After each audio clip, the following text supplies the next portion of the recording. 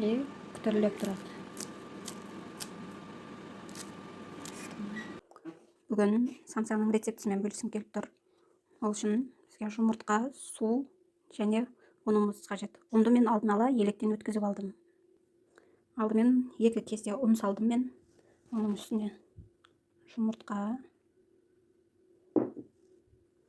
үстүнөн 1 чайнай ложка туз және де суумузду косуп отуруп илейбиз.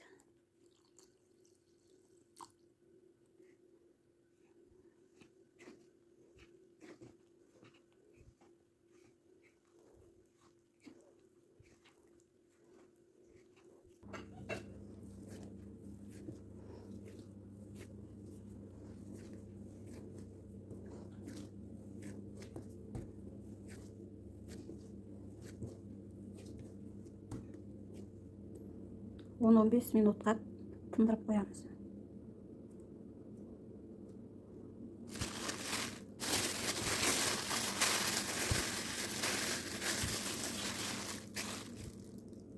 Камырды 2-ге бөлүп дайындап койдум. Енді жаюуга кирисемин. Менде видеога түсүрүп туратын адам жок болгон соң, полный жайылганын көрсөтөтүн болгом. Мында ичине салмасын дайындап койдум.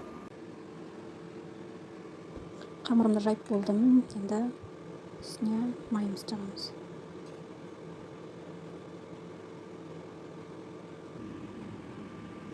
Енді орайбыз.